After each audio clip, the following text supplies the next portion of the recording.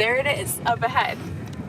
So when you start to see it around the corner of these like big rock piles, I think like that's when you get it. Like this rock is so big. It's just so big. It's hard to describe how big Giant Rock really is.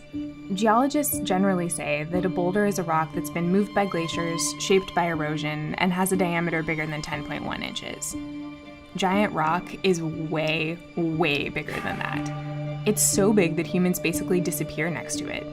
It's made of thousands of pounds of granite and widely considered to be one of the biggest freestanding boulders in the world. It's said to have been important for Native American communities, and it's also attracted hermits, UFO fanatics, and Instagram pilgrims. It's familiar, and that's part of what makes it so magnetic. I'm Jessica Lee Hester, staff writer at Atlas Obscura, and I'm obsessed with Giant Rock.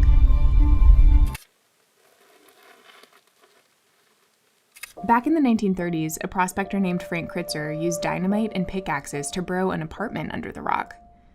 When photographers from Popular Science visited him in 1940, it seemed pretty cozy, with furniture, rugs, and tablecloths. He drilled holes for ventilation and to keep things cool, and he added windows and doors.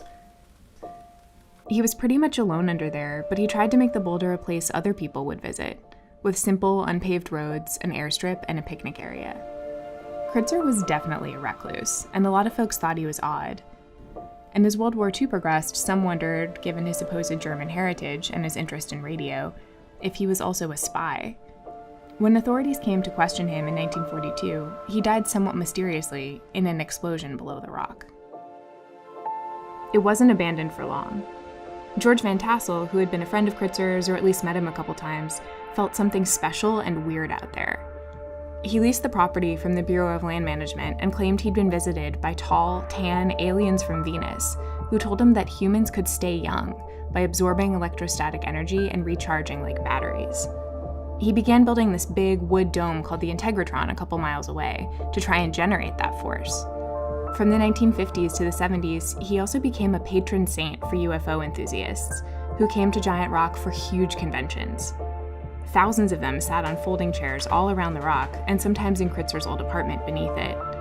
There aren't many hints of them now, except for the foundation of their snack bar, where Van Tassel's wife, Eva, sold hamburgers and pies.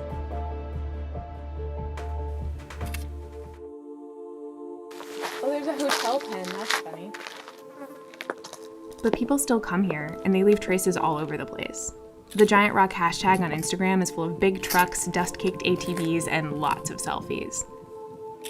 There's trash everywhere. People drive out and camp, shoot guns, set off fireworks, and burn things. They leave bottle caps, glass, and food containers. The rock is covered with graffiti and splotches of paint. For decades, locals and volunteers have pressure washed it or even painted over the tags to try and keep the surface clean.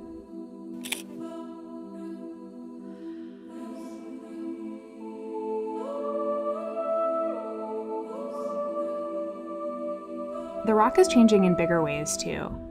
Almost 20 years ago, a big chunk of it fell off. An artist even painted the side red like it was bleeding. There are a lot of theories about what happened, and it's hard to say for sure. Some people say that the rock was weakened by all the dynamite or bonfires. Others will tell you that it was making good on an ancient prophecy, or maybe related to rattling from military activity over at the nearby Marine base.